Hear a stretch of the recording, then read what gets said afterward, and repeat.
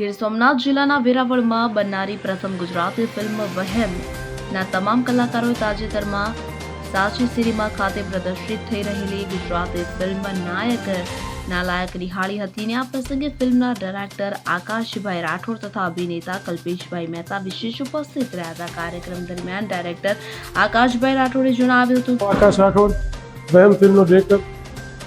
અમારી આખી ટીમ અહીંયા અત્યારે લાયક નાલાયક પિક્ચરના શોમાં આવેલી છે.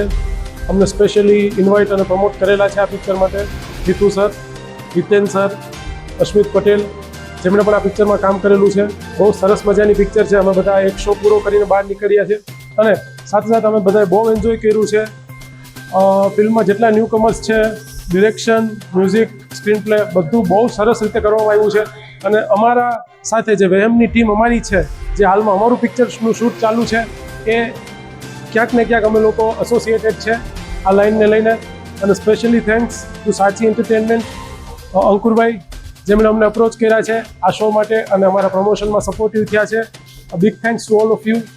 એન્ડ અમે સારી રીતે બહુ સરસ મજાનું આ પિક્ચર અમે એન્જોય કર્યું છે. કે આ કાર્યક્રમના સફળ આયોજનમાં સાચી સિનેમાનો મહત્વપૂર્ણ સહયોગ રહ્યો છે. આ પ્રસંગે અભિનેતા કલ્પેશભાઈ મહેતાએ જણાવ્યું હતું કે મારું નામ કલ્પેશભાઈ મહેતા છે અને આજે વેરાવળમાં સૌ પ્રથમવાર જે એક વહેમ ફિલ્મ બની રહી છે તેનું આખું તમામ એક્ટર સાથે અમે આ લાયક નાલાયક ફિલ્મ જોવા માટે આવ્યા છીએ અને ખૂબ જ બધાને મજા આવી છે. ખૂબ એન્જોય કર્યો છે, બધાએ ખૂબ આનંદ કર્યો છે. દરેક જે કલાકારો છે એને ખૂબ સારી મહેનત કરી છે, ખૂબ બધાને હસાવ્યા છે. દરેક આજે ગુજરાતી લોકોએ ગુજરાતી ફિલ્મોને સપોર્ટ કરવો જોઈએ એવું એક અમારું માનવું છે. સાચી એન્ટરટેનમેન્ટવાળાએ પણ અમને ખૂબ સહકાર આપ્યો છે અને ગુજરાતી લોકો ગુજરાતી ફિલ્મ નહીં જોવે તો કોણ જોશે? આ માટે દરેક લોકોએ સહપરિવાર આવી ફિલ્મો જોવા માટે આવવું જોઈએ. અમારી વહેમ ફિલ્મ છે એના દરેક લોકો આજે બધા ઉપસ્થિત થયા છે. આવી રીતે બધા પોતપોતાના પરિવાર સાથે આવે એવું દરેકને વિનંતી. દરેક ગુજરાતી લોકોએ ગુજરાતી ફિલ્મોને પ્રોત્સાહન આપવું જોઈએ અને સ્થાનિક ફિલ્મ ઉદ્યોગને વધુ મજબૂત બનાવવું જોઈએ.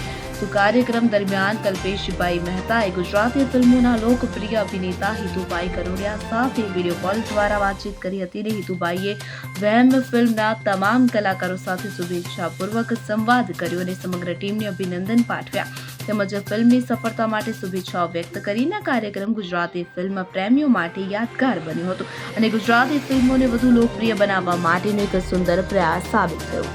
દીપક જોશી, ગીર સોમનાથ. હવે જુઓ દેશ દુનિયાની તમામ ખબરો તમારી આંગળીના ટેરવે. ઉઠાવો મોબાઈલ અને ગૂગલ પ્લે સ્ટોર પરથી ડાઉનલોડ કરો અમારી CN24 ન્યૂઝ મોબાઈલ એપ.